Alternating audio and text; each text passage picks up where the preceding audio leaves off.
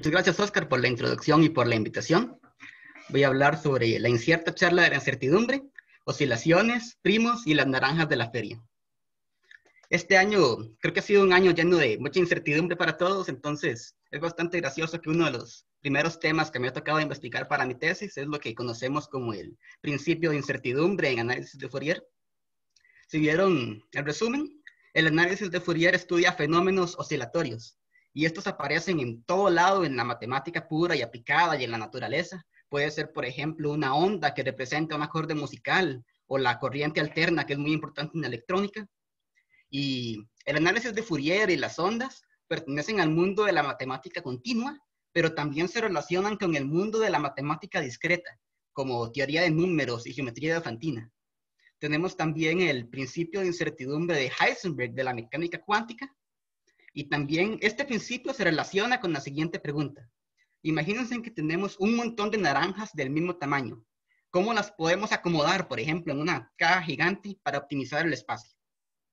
Voy a hablar un poco sobre estos temas y vamos a comenzar aquí, con este señor, Joseph Fourier, que vivió en los años de 1768 hasta 1830. Aquí a la derecha tenemos un árbol genealógico de matemáticos.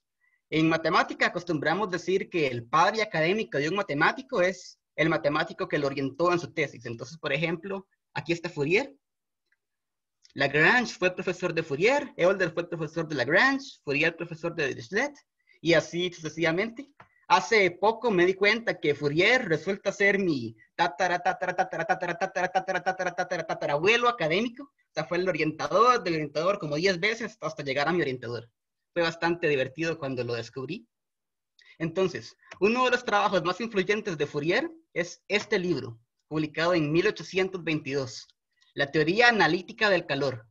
En este libro, Fourier introduce las series que llevan su nombre, que dice básicamente que toda onda periódica, toda función periódica, se puede escribir como una suma de ondas básicas, que son los senos y cosenos. Y utilizando estas series que él introduce, Fourier logra resolver la ecuación del calor. Y no solo eso, utilizando toda esa teoría, que fue la primera teoría matemática rigurosa del calor, Fourier logra realmente descubrir matemáticamente el efecto invernadero. Fue el primero en descubrir eso. Tenemos trabajos muy importantes más adelante de Eunice Foote en 1856 y de John Tyndall en 1859. Y lo que Eunice Foote y John Tyndall hacen, ellos logran describir el mecanismo físico exacto del efecto invernadero, logran descubrir que ciertos gases concretos absorben ciertas longitudes de onda específicas y así calentar la atmósfera. Pero la contribución de Fourier no sabía cómo funcionaba el efecto invernadero, pero logró descubrir que tiene que existir un efecto de insolación en la atmósfera. Él logró descubrir que la Tierra estaba más caliente de lo que debía estar si no fuera por el efecto de la insolación, y logró esto utilizando su teoría y haciendo mediciones de la temperatura a lo largo del día, la noche y las estaciones, y así logró trabajar en esto.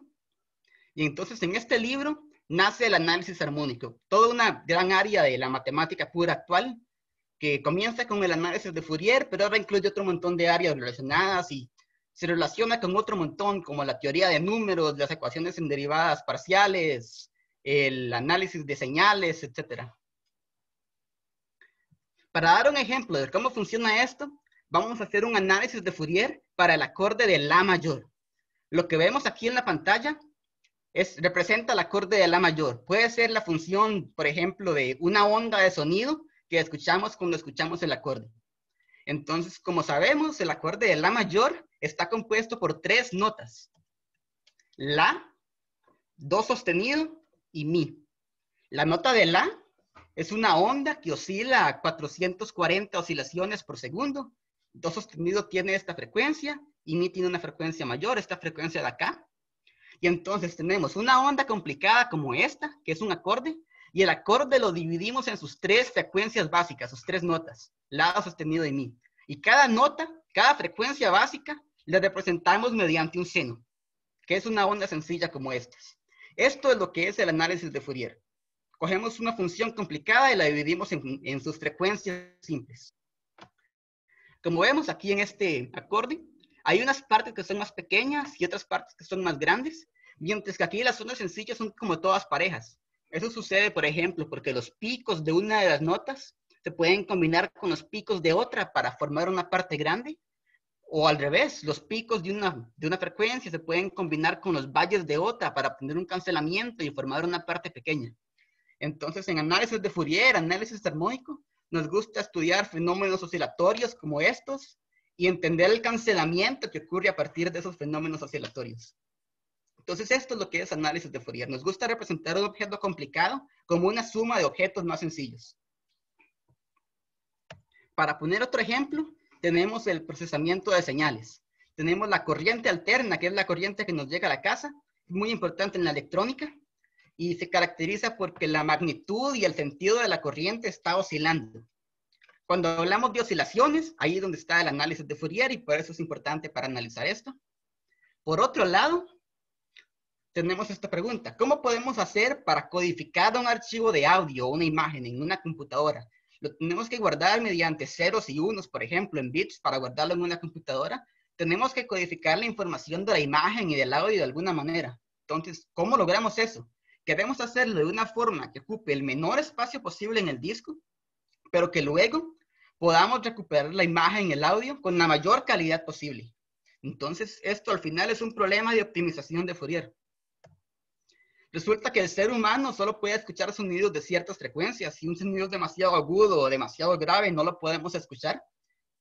Entonces, en estos problemas de codificación, tenemos ciertas restricciones en la frecuencia y ciertas restricciones en el tiempo, y queremos hacer el mejor trabajo posible para recuperar una señal. Ahora, teniendo esto en mente, vamos a pasar a la matemática. Entonces, el gran teorema de las series de Fourier es ese teorema de aquí. Comenzamos con una función periódica, que es una función periódica, una función que se repite, una onda. Podemos en particular restringirnos nada más un intervalo. Es el intervalo en el que la función se repite. Entonces, digamos que tenemos una función en el intervalo 0, 1. Es una función bonita. Bonita quiere decir unas condiciones técnicas para que todo funcione, pero ahorita no quiero entrar en el detalle. Entonces, dada cualquier función periódica que no sea demasiado fea, Fourier nos garantiza esto. Cualquier función la podemos escribir como una suma de senos y cosenos. Estas son las ondas básicas que representan las frecuencias básicas de esta función. Es exactamente lo mismo que hicimos para el acorde de la mayor. El acorde está representado por la función f, y el acorde lo dividimos en las notas básicas, que son los senos y cosenos que aparecen aquí. En el caso de la tenemos 3 frecuencias. Aquí podemos tener una suma de infinitas frecuencias si fuera necesario, y con esto recuperamos la función. Fourier también nos da incluso una fórmula para calcular estos coeficientes AK y BK que aparecen aquí, y la fórmula es esta de acá. Son unas integrales de f por unos cosenos y por unos senos. Entonces, este es el teorema de las series de Fourier. Ahora, alternativamente, estoy hablando de senos y cosenos, pero resulta que hablar de senos y cosenos es exactamente lo mismo que hablar de una función exponencial, porque tenemos esta gran fórmula de acá. E a la ix es coseno de x más y por seno de x. Entonces, lo que está en el lenguaje de senos y cosenos, podemos traducirlo al idioma de una función exponencial y es exactamente lo mismo. Y en este idioma, el teorema es este. Cualquier función la podemos escribir como una suma de una función exponencial por ciertos coeficientes. Aquí arriba los coeficientes yo les puse de nombre AK y BK. Aquí abajo les estoy poniendo de nombre F techo de K. Es simplemente el nombre del coeficiente y tenemos una fórmula para calcularlo. Este coeficiente se calcula por medio de esta integral que está aquí, una integral de f por una exponencial que es similar a estas fórmulas de aquí. Entonces, estas son las series de Fourier. Esta función que está aquí, f techo de k, es lo que llamamos la transformada de Fourier de f. Ahora, esto lo estamos haciendo para una función periódica. ¿Qué pasa si queremos usar una función que no es periódica? Una función que está definida en todos los números reales en lugar de nada más en un intervalo. También podemos hacer algo similar. Y es lo siguiente. Esta es la transformada de Fourier en los números reales. Sea f una función bonita, pero ya no tiene que ser periódica. Tiene que tener algunas condiciones técnicas para que todo tenga sentido, pero no tiene que ser periódica. Entonces, tenemos esto. Antes, podríamos escribir f como una suma de una función exponencial por unos coeficientes. Ahora, si estamos en toda la recta, la suma se tiene que convertir en una integral. pero sigue siendo lo mismo, es una integral de una función exponencial por unos coeficientes. Entonces, f es una combinación de funciones exponenciales de senos y cosenos por coeficientes. Y estos coeficientes los podemos calcular igual que antes, siguen siendo una integral de f por una exponencial. Entonces, f puede representar la evolución de una onda a través del tiempo, y en ese caso, la transformada de Fourier, esta función f techo, representa las frecuencias asociadas a esa onda. Si f es el acorde, la transformada de Fourier son las notas básicas del lado sostenido de mi. Entonces, esto es análisis de Fourier para una función general en los números reales, que es con lo que yo trabajo más frecuentemente. Ahora, ya no tenemos, si estamos en todos los números reales, ya no tenemos series de Fourier como antes, se convirtieron en integrales. Pero tenemos un sustituto, algo que funciona muy parecido, que es esta fórmula de Poisson, esta fórmula bonita. Si tenemos una buena función, se cumple esta igualdad de aquí. La suma de la función sobre todos los números enteros es igual a la suma de la transformada de Fourier sobre todos los números enteros. Esto funciona como un sustituto de las series cuando estamos en este caso de una función en toda la recta. Ahora llegamos al tema de incertidumbre de Fourier. Aquí nada más copié la definición que teníamos en la última diapositiva. Tenemos una función bonita, definimos la transformada de Fourier de esta manera. Y entonces, lo que nos dice el principio de incertidumbre en análisis de Fourier es lo siguiente. Uno no puede controlar simultáneamente y sin restricciones a la función y la transformada de Fourier. Si intento controlar la función, la transformada de Fourier se me puede descontrolar o viceversa. Entonces, por ejemplo, si una función está muy concentrada en un intervalo chiquitito, necesitamos muchos senos y cosenos para poder representarla fielmente. Para poner un ejemplo, digamos que tenemos un archivo MP3, un archivo de audio que dura 10 segundos. Entonces, en este caso, esto es lo que yo quiero decir cuando digo que la función está concentrada en el tiempo. La función que representa este audio, en este caso, va a estar concentrada en un intervalo de 10 segundos. Entonces, como está concentrada en un intervalo pequeño, necesitamos un montón de senos y cosenos para poder representar este archivo de audio, para poder recuperarlo. Esto es lo que nos dice el principio de incertidumbre. Y esto nos lleva al principio de incertidumbre de Heisenberg, de la mecánica cuántica. Nos dice que no podemos conocer simultáneamente la posición y la velocidad de una partícula cuántica. Aquí tenemos dos gráficos. En la izquierda tenemos el gráfico de una función que puede representar, por ejemplo, la probabilidad de encontrar una cierta partícula en una región. Como vemos, esta función de la izquierda es una función, tiene un pico muy alto, muy angosta. Esto significa que la partícula muy probablemente va a estar en este intervalo chiquitito de aquí. Estamos muy seguros que la partícula va a estar en esta región. Entonces, básicamente conocemos cuál es la posición de la partícula. Entonces, aquí en el lado derecho tenemos un gráfico que representa la probabilidad de que la partícula tenga cierto momentum, cierta velocidad. Y aquí, por el contrario, este es un gráfico bien gordo. Entonces, lo que significa es que no sabemos cuál es el momentum. El momentum puede estar distribuido en cualquier cantidad en este intervalo gigante. Entonces, esto es lo que nos dice el principio de incertidumbre de Heisenberg. Entre más pequeña sea la incertidumbre de la posición, entre mejor conozcamos la posición, más grande tiene que ser la incertidumbre del momento. Y ahora, ¿cómo se relaciona esto con lo que dije antes de incertidumbre de Fourier? Resulta que en mecánica cuántica tenemos una dualidad entre partículas y ondas. Y cuando hablamos de ondas, ahí está el análisis de Fourier.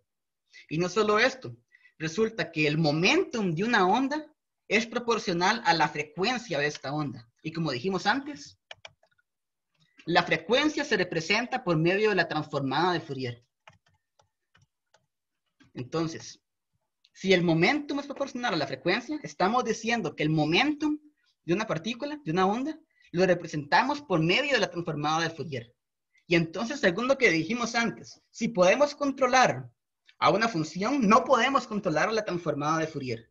Entonces, este principio de incertidumbre de Heisenberg es exactamente el mismo principio matemático que dije antes para una función y la transformada de Fourier.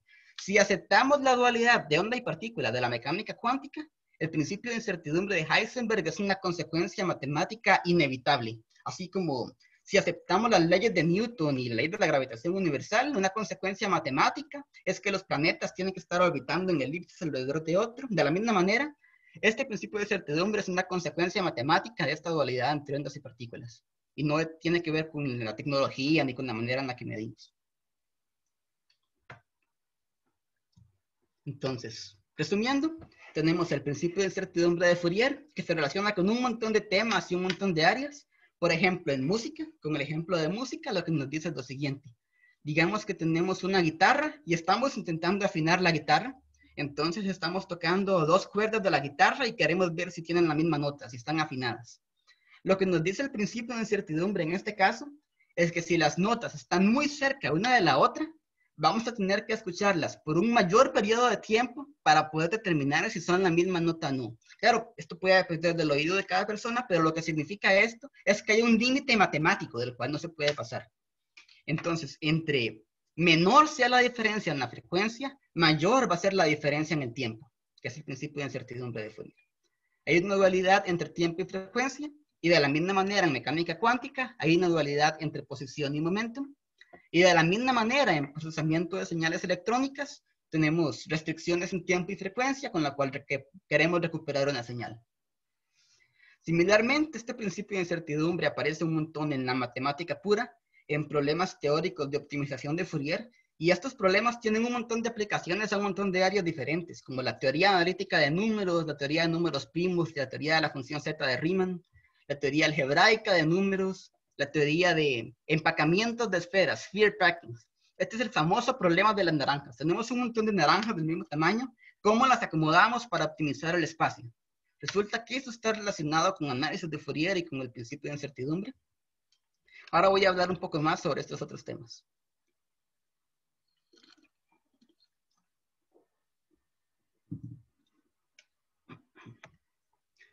Entonces llegamos a la siguiente parte, que es números primos, Gauss, Riemann y más allá. Aquí a la izquierda tenemos a Carl Friedrich Gauss, que vivió en los años de 1777 hasta 1855. Aquí a la derecha tenemos a Riemann, que vivió en los años de 1826 hasta 1866. Básicamente esos matemáticos, Fourier, Gauss, Riemann, son más o menos contemporáneos. Gauss es considerado por muchos uno de los mayores matemáticos de toda la historia. Tiene grandes contribuciones a básicamente todas las áreas de la matemática que habían en su época. Y a la física también, por ejemplo. Existe esta famosa historia de Gauss que posiblemente la han escuchado. Cuando Gauss tenía tan solo 10 años, Gauss estaba en la escuela y estaba su maestro. Y su maestro ya estaba cansado de dar clases, entonces quería descansar. Así que le dice a los alumnos, ¿ok? Quiero que todos me calculen la suma de todos los números desde 1 hasta el 100. Y ahí ya el maestro se quedó tranquilo pensando que ya podía descansar un gran rato. Pero luego quedó completamente sorprendido cuando Gauss en tan solo unos minutos llegó con la respuesta correcta, 5050. Resulta que Gauss a esa edad logró encontrar una nueva fórmula para sumar rápidamente todos los números hasta cualquier cantidad. Y luego de eso, durante todo el resto de su vida, Gauss continuó siendo productivo matemáticamente. Aquí, cuando vamos a hablar de números primos, aquí podemos ver la famosa criba de Eratóstenes que aprendemos en la escuela para filtrar los números primos. Aquí a la derecha tenemos los primeros 30 números primos, desde el 2 hasta el 113. Claro, sabemos que los números primos son los que no se pueden, los que solo tienen dos divisores positivos, que son 1 y ellos mismos. Para encontrar los números primos aquí en esta criba, cogemos un número y tachamos todos los múltiplos de ese número, y así sucesivamente, y los que quedan son los números primos. Tenemos para los números primos el teorema fundamental de la aritmética, que nos dice que todo número entero se puede escribir como un producto de números primos de una única manera. Entonces los números primos son realmente como los bloques de construcción de todos los demás números enteros, y han fascinado a todos los matemáticos desde la antigüedad, comenzando por ejemplo con Euclides.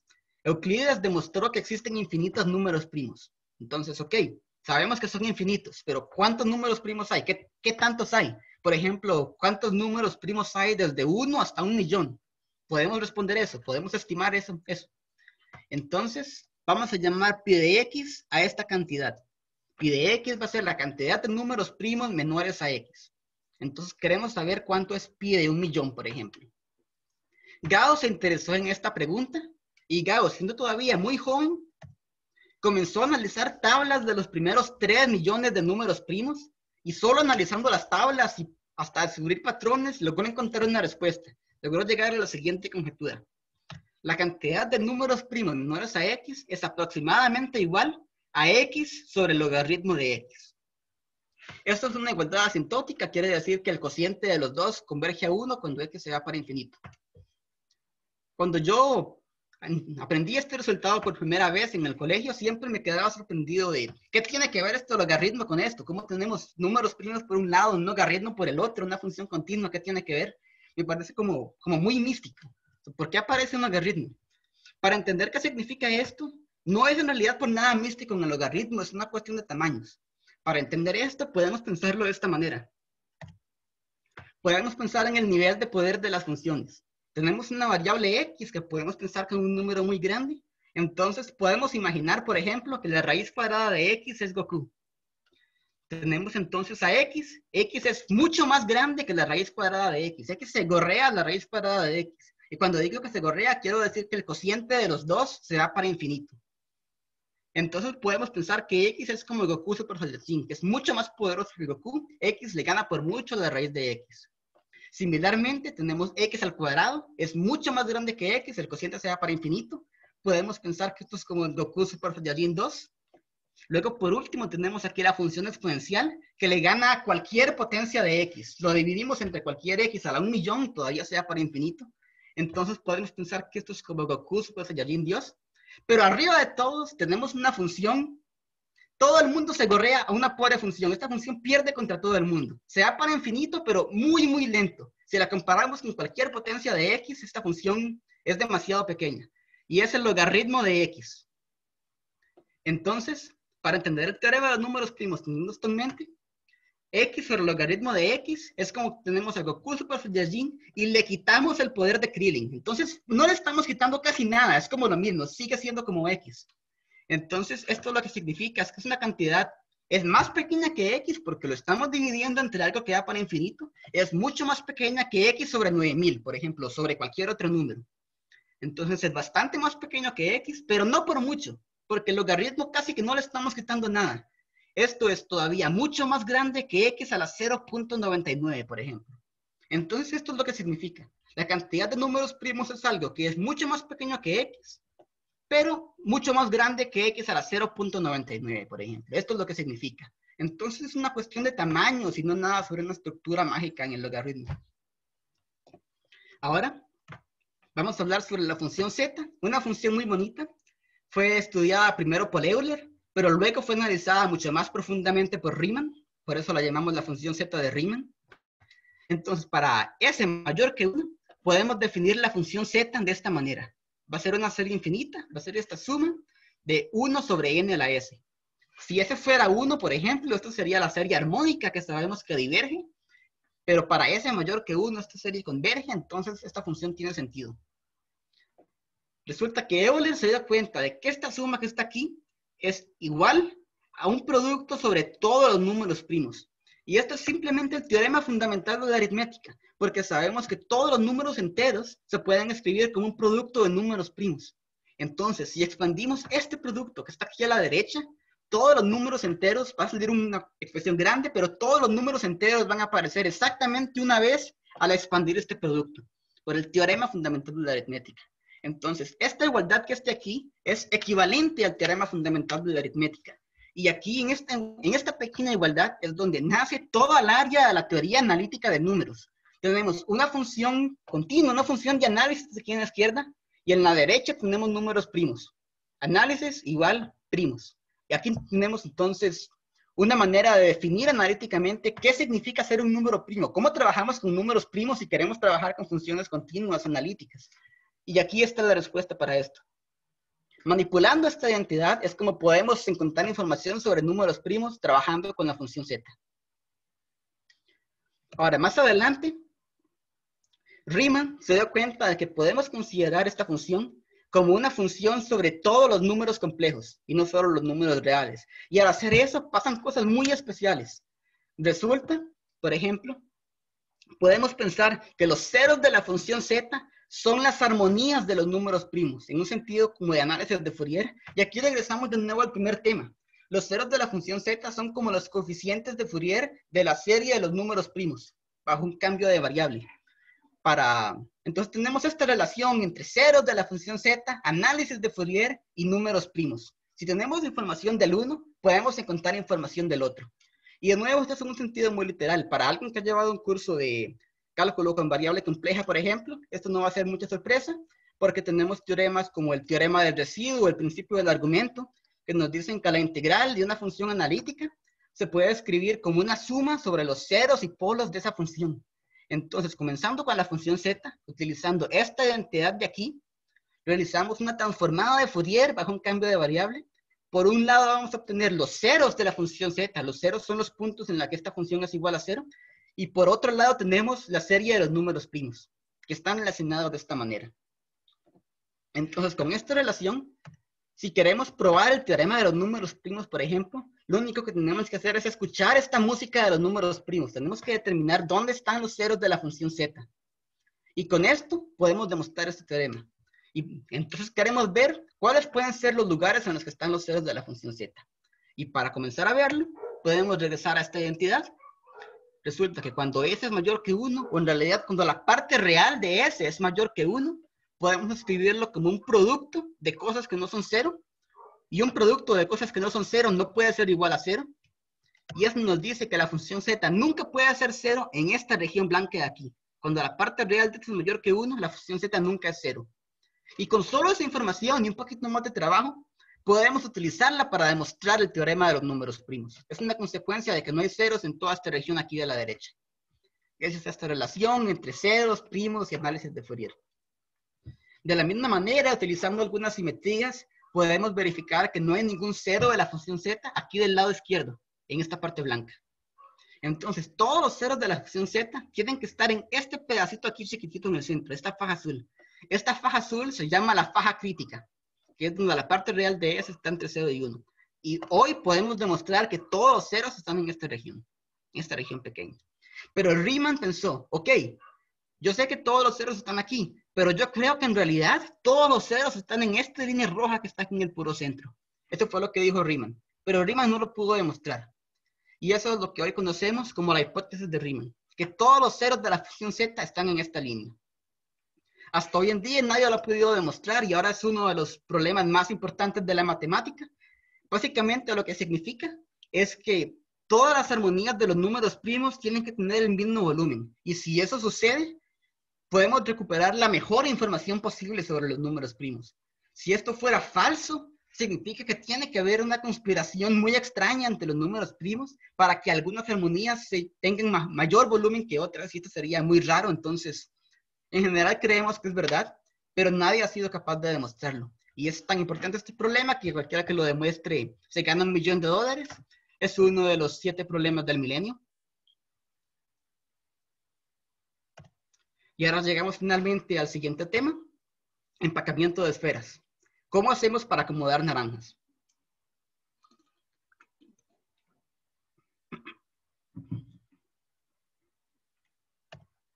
Entonces, comencemos con 2 dimensiones. En lugar de naranjas, digamos que tenemos monedas.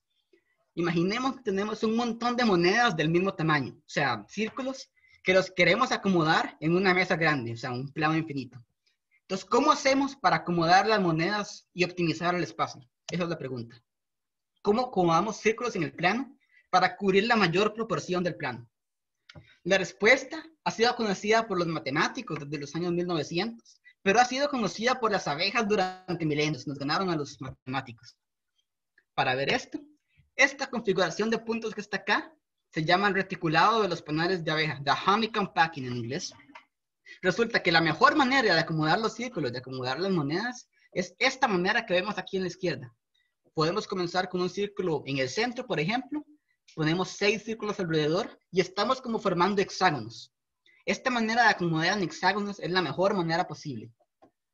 Aquí en el centro tenemos la configuración de puntos y lo que estamos haciendo es que estamos poniendo una esfera, un círculo, en el centro de cada uno de estos puntos.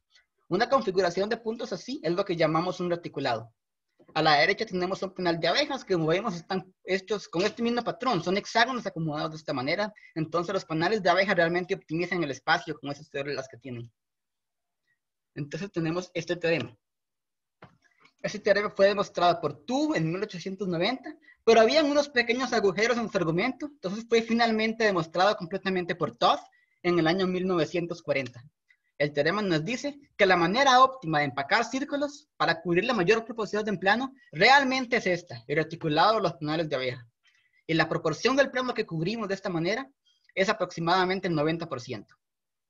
Aquí dejamos algunos espacios en blanco. Estos espacios en blanco cubren más o menos el 10% del plano y estamos cubriendo el otro 90%. Y aquí lo que nos dice el teorema es que realmente de cualquier otra posibilidad, esta es la mejor de todas. Entonces, para demostrarlo, utilizaron herramientas elementales, utilizaron herramientas de combinatoria y teoría de grafos, pero al final de cuentas tienen que hacer un análisis de un montón de casos a mano, uno por uno, para poder determinar que realmente esta es la mejor de cualquier posibilidad. Ahora vayamos a 3 dimensiones, finalmente empacando naranjas, empacando esferas. Tenemos el mismo problema, queremos acomodar esferas en el espacio para cubrir la mayor proporción del espacio posible.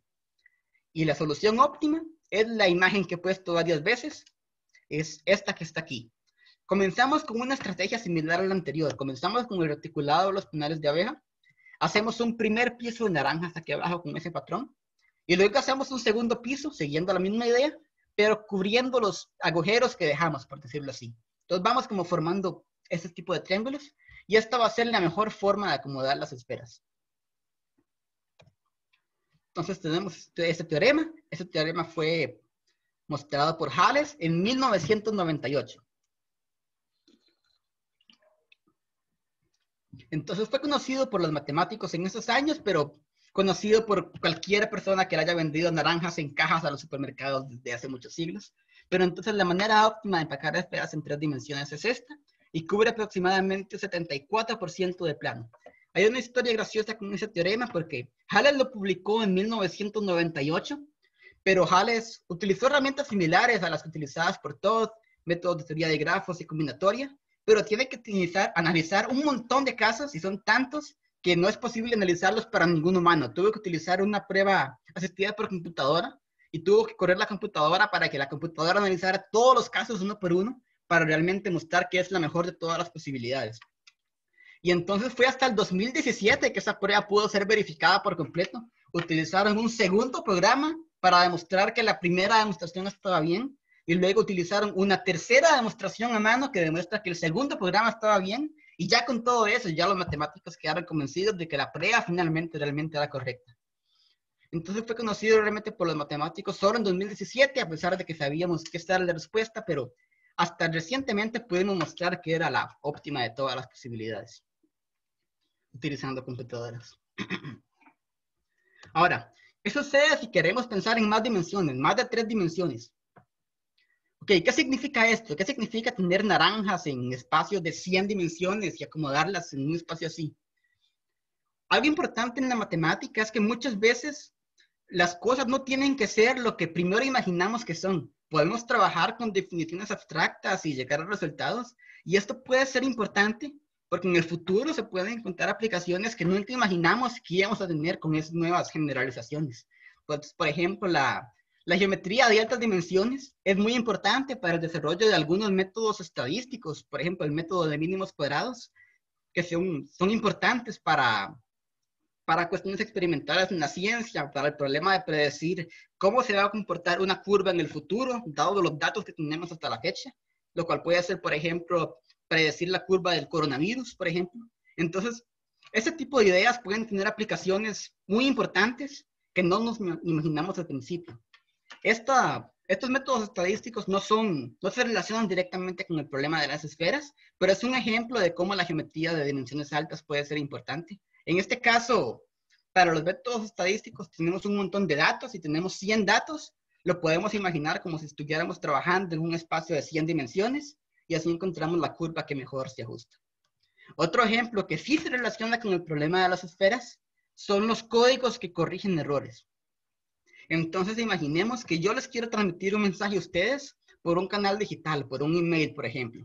Entonces lo voy a transmitir al final mediante ceros y unos, por bits, por medio de la computadora.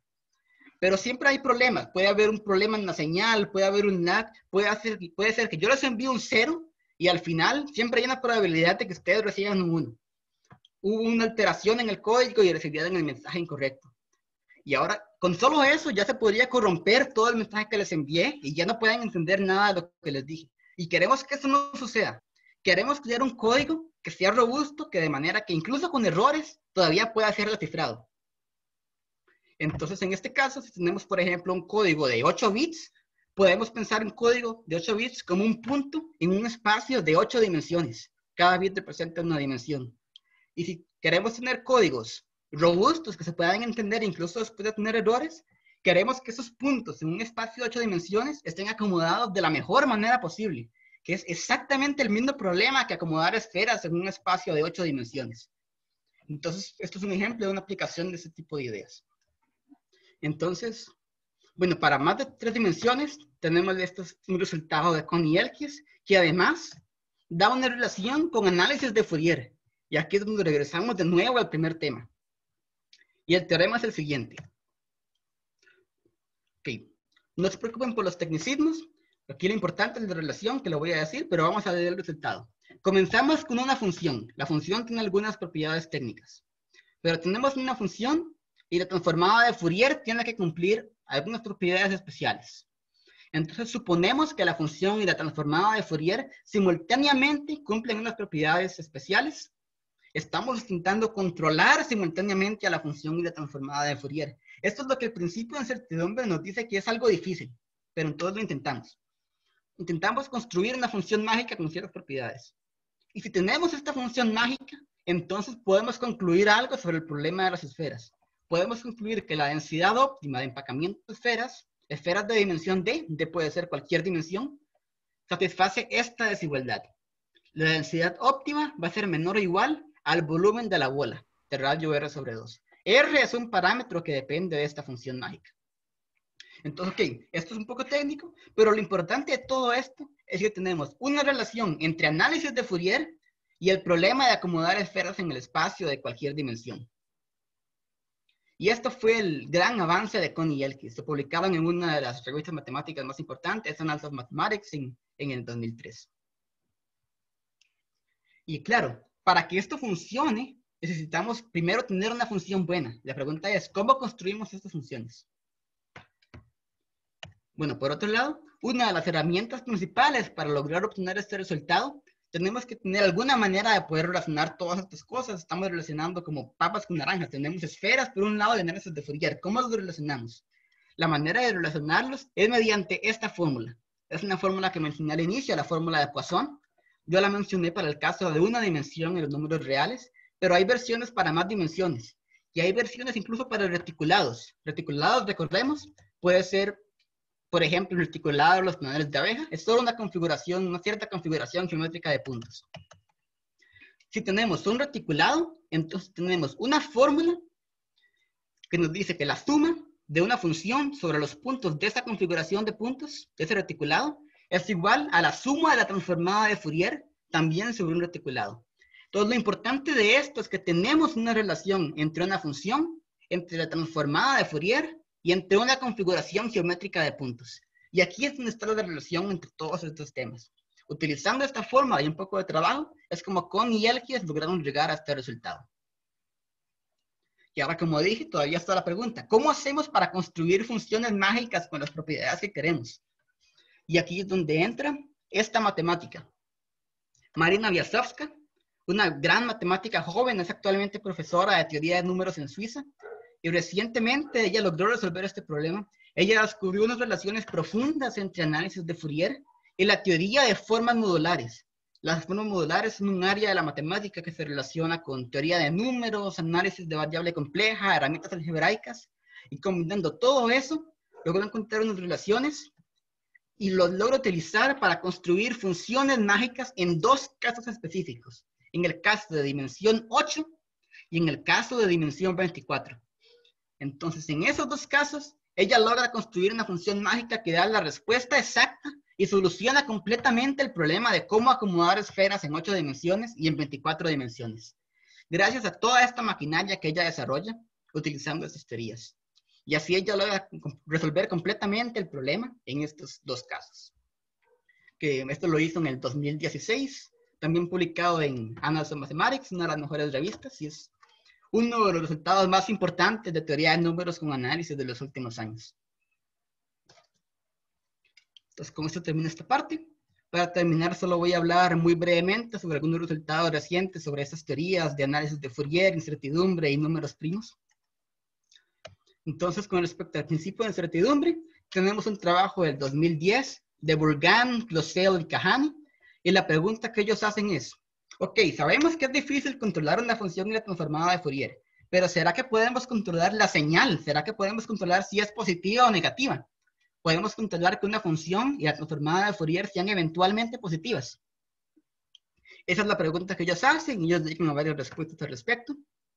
Más adelante, en 2019, tenemos un trabajo muy importante de Kohn y González, donde ellos hacen una relación entre este principio de incertidumbre de Bourgain, Clozel y Kahane, ese trabajo anterior de 2010, relacionan el trabajo de ellos con la solución del problema del empacamiento de esferas de Biasovska. Lo que ella logró resolver en dimensión 8 y 24, ellos lo relacionan con este principio de incertidumbre del 2010. Esto fue un trabajo también muy importante. Y ahora, más recientemente, hay un trabajo que tengo con mi orientador Emanuel Carneiro, se llama General Time Fourier Uncertainty, está disponible en internet en este link. En ese trabajo analizamos ese tipo de preguntas, seguimos con ese principio de incertidumbre, y la pregunta que hacemos es si podemos controlar el signo de una función en conjuntos arbitrarios del espacio. No solo eventualmente positivas, sino queremos que la función sea positiva en la región que queramos y negativa en la región que queramos. Intentamos analizar si esto es posible o no. Y con estas generalizaciones logramos encontrar unas nuevas relaciones con varias otras ramas, como la teoría de esféricos armónicos y la teoría de análisis armónico con pesos.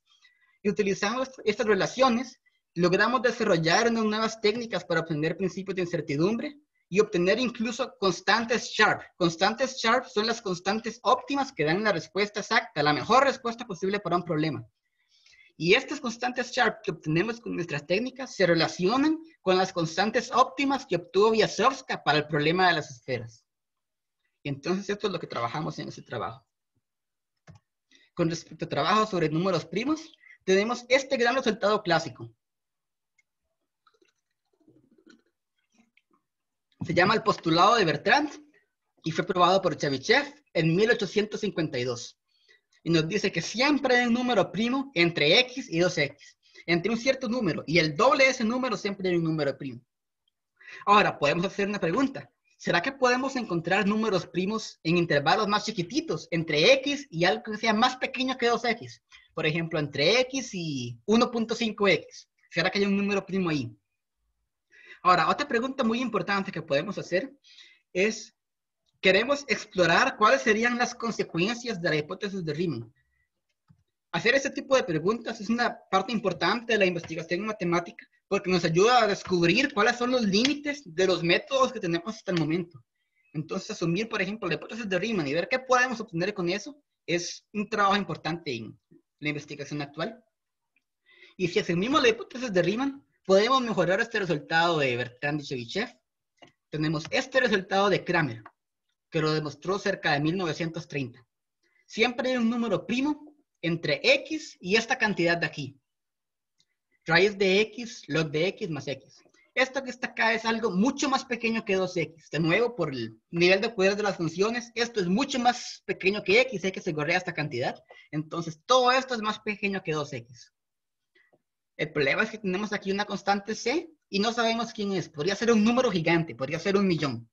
Entonces, para poder saber que hay números primos muy cerca uno de otro, queremos optimizar el valor de esta constante, ver que podemos tomar una constante chiquitita para ver qué tan cerca están los números primos entre sí. Y en esta dirección tenemos algunos trabajos recientes. Tenemos un trabajo de Carneiro, Milinovich y Soundarayan del 2019 que utilizan análisis de Fourier, utilizan esta relación entre números primos, ceros de la función z y análisis de Fourier, escogiendo funciones adecuadas para optimizar, similarmente a lo que se hizo con las esferas, y con esto logran demostrar que podemos tomar c igual a 0.84, una constante bastante pequeña, y con esta constante vale este resultado, gracias a estos tres autores. Más adelante, en el 2020, Esto fue ligeramente mejorado por Chirre, Pereira y Delat, utilizando las mismas estrategias, pero optimizando un poco mejor las funciones. Y también lo extienden para considerar números primos en progresiones aritméticas. Y logran estudiar qué tan cerca están los números primos que están en progresiones aritméticas, utilizando esos métodos de análisis de Fourier. Y más adelante, tenemos un teorema del futuro. Es un trabajo que estoy haciendo ahorita con mi amigo Andrés Chirri. Esperamos tenerlo disponible en Archive dentro de un par de semanas. Y dice lo siguiente. Asumamos la hipótesis de Riemann generalizada. Entonces, para X suficientemente grande, siempre hay un número primo de una forma especial. Por ejemplo, primo de la forma x al cuadrado más 27y cuadrado. Y siempre podemos encontrar un número primo especial en este intervalo chiquitito, que es como este intervalo que está aquí de Kramer. Siempre hay un número primo en este intervalo. X más 5,51 por raíz de x log de x. Ahora, este 27 que puse aquí, claramente pudiera haber puesto cualquier otro número. De hecho, podemos poner x cuadrado más y cuadrado, x cuadrado más 50y cuadrado. Podemos poner cualquier forma cuadrática. El estudio de números primos de esas formas especiales también es un tema muy clásico. Fue estudiado desde la antigüedad. Fue estudiado por Fermat. Fermat estudió los primos que son sumas de 2 cuadrados, por ejemplo. Y se pueden hacer estudios similares para cualquier forma cuadrática. Y para estos números primos especiales podemos obtener este resultado. Observemos que esta constante que está aquí, 5.51, es más grande que la constante que teníamos antes, 0.84. Y es porque no estamos tomando todos los primos, solo estamos tomando los números primos especiales. Para obtener un resultado de este tipo, necesitamos mezclar las técnicas de análisis de Fourier y números y ceros de la función z con herramientas algebraicas para poder obtener los números primos especiales. Y con eso termino. Esto es todo. Muchas gracias. Muchas gracias. Muy interesante. ¿Alguna pregunta? Sí, yo tengo, una pregunta y a manera de comentario también, muy interesante toda la charla y la explicación. Me llamó mucho la atención la parte del árbol genealógico de los matemáticos, cómo se relaciona todo esto, y especialmente con la música, ¿verdad? Es muy interesante que si revisas la historia de Euler, se habla de que su primer libro es de música y se habla también de que su obra está muy basado en esto. Y lo mismo para los demás que comentamos, ¿verdad? Aparece Riemann también en esto, aparecen varios de los personajes de la filosofía natural, del desarrollo del electromagnetismo y todo esto relacionado a la música como uno de los aspectos interesantes aquí. Entonces, me llamaba mucho la atención la relación que existe entre los sistemas armónicos y el set de fractal de Mandelbrot, ¿verdad? Ahí hay algunos de los números, por ejemplo, el 1.61, XX es el, ¿cómo es este? La 2 por raíz cuadrada de 5 entre 2, no, ¿cómo es? El número áureo, ¿verdad? Ese, me quedé el número áureo, ¿verdad? ¿Cómo tiene una relación con todo esto? Igual el 0.61. Y he estado estudiando un poquito los números en cuanto a las rotaciones que tienen, por ejemplo, cuando, vamos a ver si puedo rápidamente hacer aquí como... No me deja anotar. Unas rotaciones para ir encontrando espacios, así también para ir rellenando las esferas, como comentabas.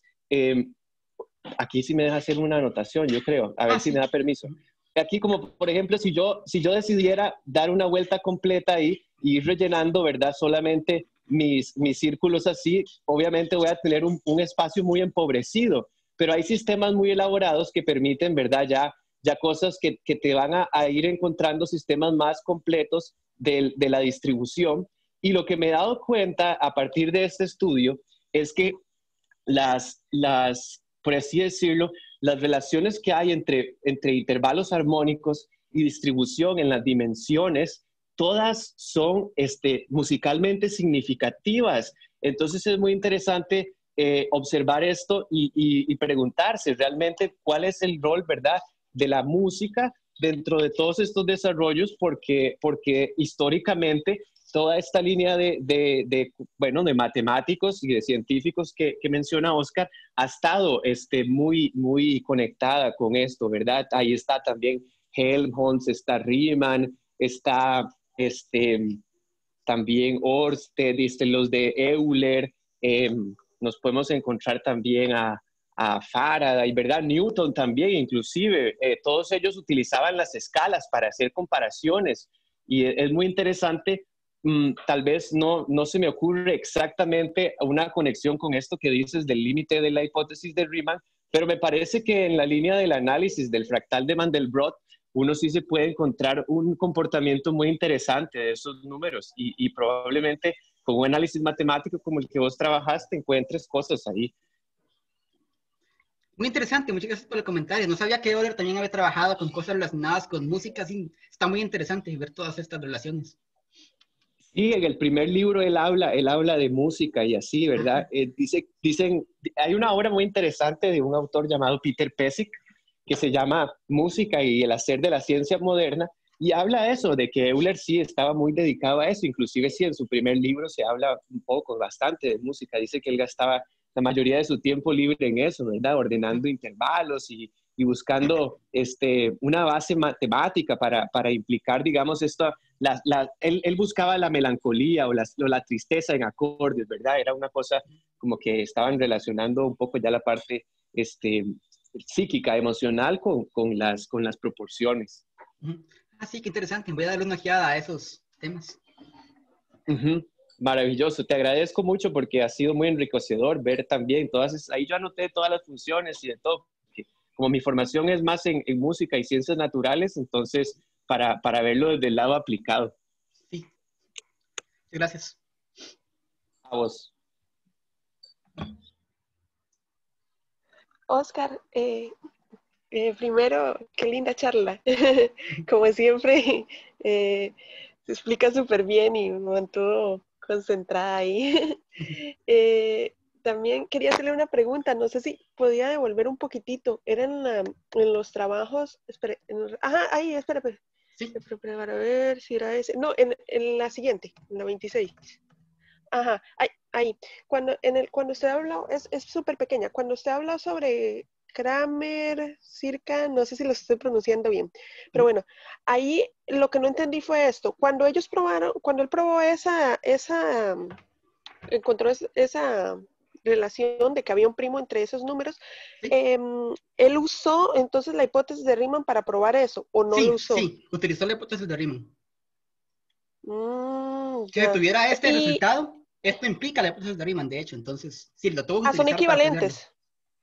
Sí, si no me equivoco, son equivalentes. Con un poco de trabajo, ¿verdad? Pero sí. Sí, me imagino. Ok. No, era eso, nada más. Esa parte me quedó. Gracias, Oscar. Bueno, gracias.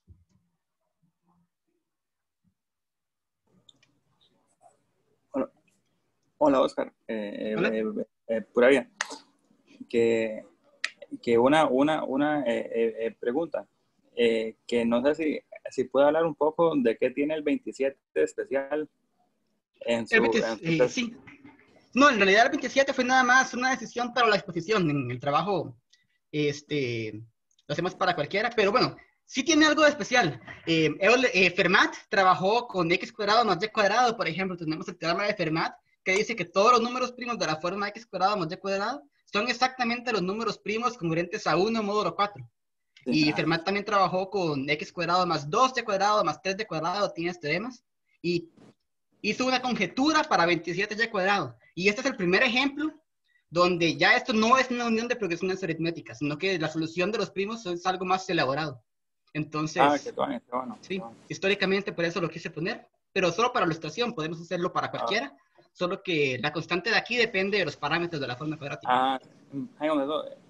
Eso era lo que le iba digamos, a decir, que si depende de una forma bonita o... Sí, depende nada más del número de clase. El número de clase es la cantidad de formas cuadráticas con cierto discriminante. Ok. Un pequeño comentario con respecto a eso.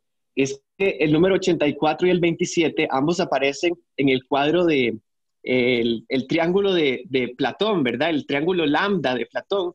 Y tiene que ver un poco con los exponentes, ¿verdad? La capacidad de división exponencial en el base 2 y en el base 3. Son como propiedades. No sé si han visto ese triángulo, la pirámide lambda, pero es que ahí hay muy interesante análisis también, que inclusive lleva al análisis de frecuencias. Ah, muchas gracias. No conocía sobre esto. Voy a investigarlo. Pero sí, no, está muy bien, Oscar. Es súper linda la charla. Digamos, Muchas gracias. ¿usted está en Italia o no? ¿O está aquí en Ahorita Costa estoy Rica? en Costa Rica. Y Ah, qué por bueno, el qué bueno. momento, bueno, voy a estar aquí este año. El próximo año ya no sé a dónde me voy a ir exactamente, pero sí. Ok, muy bien, muy bien. Que aprovecho para hacer un comercial ahí de siempre, que Emanuel va a hablar en el cibercoloquio el otro viernes, no este viernes, sino el que sigue, el 27. Emanuel, para los que no saben, es el carneiro que aparece aquí, ¿verdad? Es el tutor de Oscar. Es un gran expositor también, ¿verdad? Y entonces, todos invitados. Va a ser en portugués, eso sí, la charla va a ser en portugués, pero yo creo que se entiende bien. Bueno, Oscar, muchas gracias, yo me tengo que ir. Genial, muchas gracias. Hasta luego. Pura vida, hasta luego, muchas gracias por todo.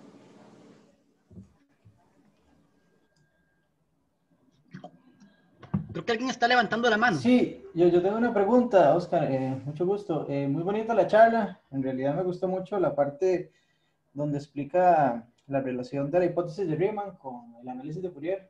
De hecho que nunca lo había visto así y me da un cariño especial ahora por la hipótesis de Riemann que no tenía antes. Entonces le quería preguntar si me puede explicar un poquillo más a fondo esa relación y la idea que usted dice que todas las armonías de los números primos tienen el mismo volumen. En términos te imagino que ¿verdad? Que la parte imaginaria está en, digo, que los ceros están con parte real un medio.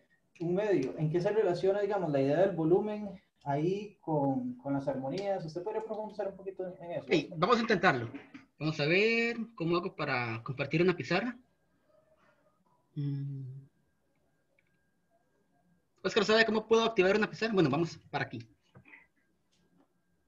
En compartir pantalla también le da la opción de compartir pizarra. ¿Y cómo hago para escribir aquí y anotar?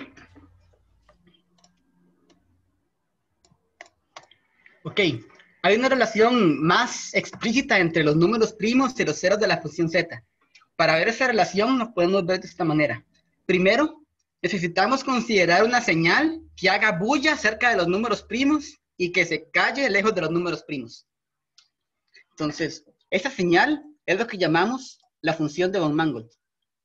Lo podemos pensar simplemente como una función que detecta los números primos. Y la definimos de esta forma. Evaluado en un conjunto n, esta es la letra griega lambda, lambda de n, va a ser igual a log de p, en el caso en el que n sea igual a una potencia de un número primo. Si n es igual a p a la alfa, y va a ser 0 en cualquier otro caso. Estos logaritmos se ponen por cuestiones técnicas, pero lo importante de esta definición es que esto permite detectar los números primos. Si n no es una potencia de primo, esto es 0, pero si n está cerca de un número primo, esto se bulla. Y ahora, si consideramos esta función, queremos contar todos los números primos menores a x. En lugar de eso, vamos a contar una cantidad relacionada. Vamos a considerar esta cantidad de aquí.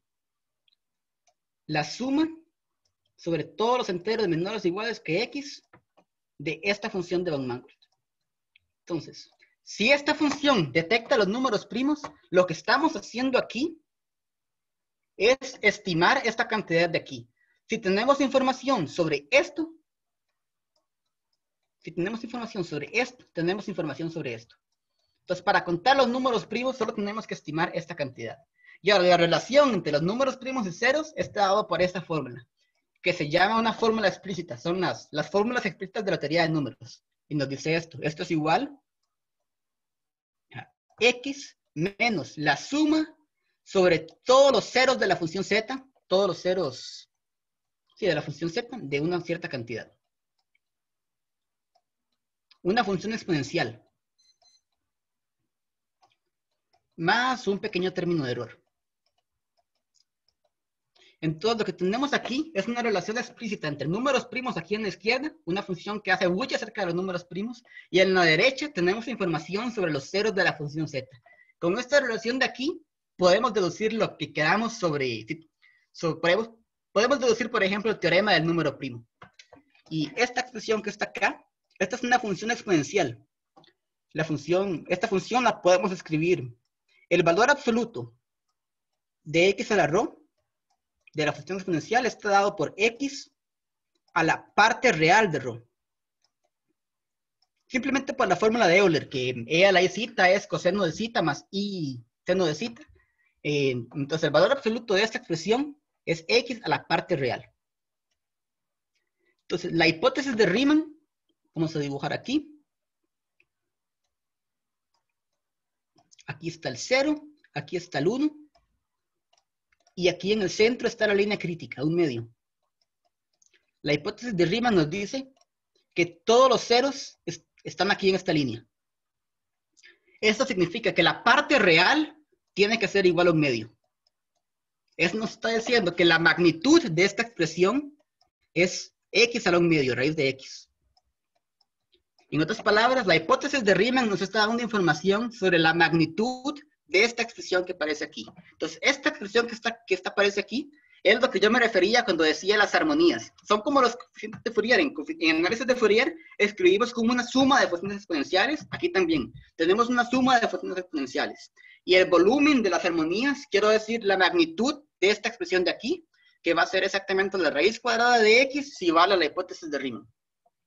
Entonces, hay que hacer un poco de trabajo para formalizar todo lo que estaba diciendo, pero es más o menos esto. ¿Esto responde un poco a la pregunta? Sí, claro, muchísimas gracias. Muy amable. Muy bonita la charla nuevamente. Sí, gracias.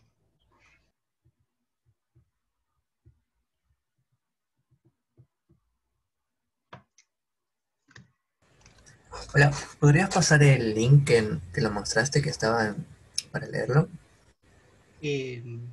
¿Perdón, qué link?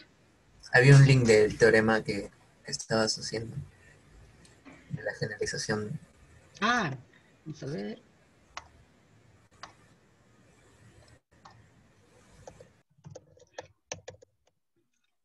¿Ese trabajo?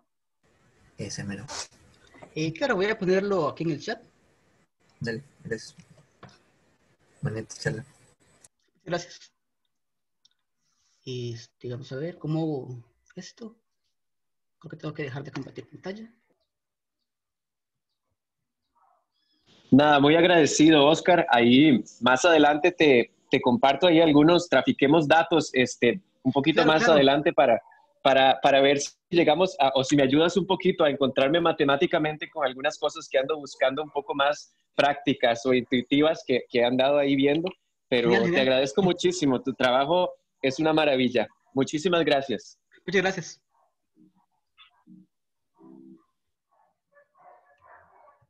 Para hablar. Aló. Hola. Sí, muy buenas. ¿Me escuchan? ¿Escuchamos? Sí, mi nombre es Arturo Rivera. Realmente yo soy un profesor de matemáticas retirado hace años, pero he seguido practicando un poquito y me gusta. Y me he interesado mucho en el asunto de los números primos. Lo que pasa es que siempre cuesta encontrar gente que le gusten los números primos. De hecho, tengo un amigo, que posiblemente sea un amigo en común, que es don Reinaldo Jiménez. Ah, claro.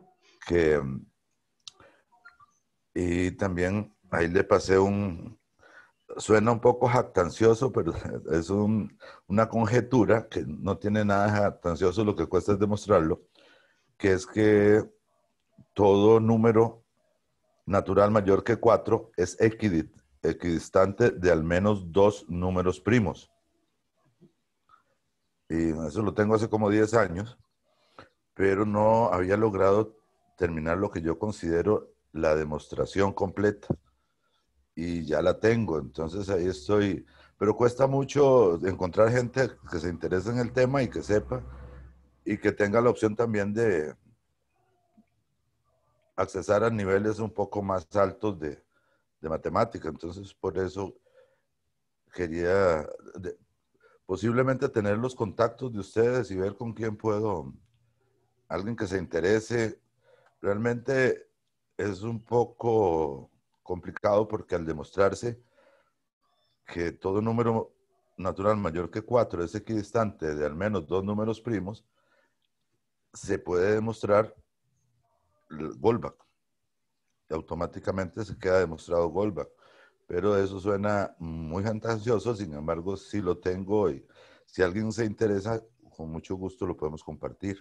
Perdone la interrupción tan larga para el comercial, pero es mi primera vez con un poco de matemáticos de alto nivel. Gracias. Gracias por el comentario. Bueno, parece que ya no hay más preguntas, entonces muchas gracias por la charla y podemos ir cerrando. Gracias.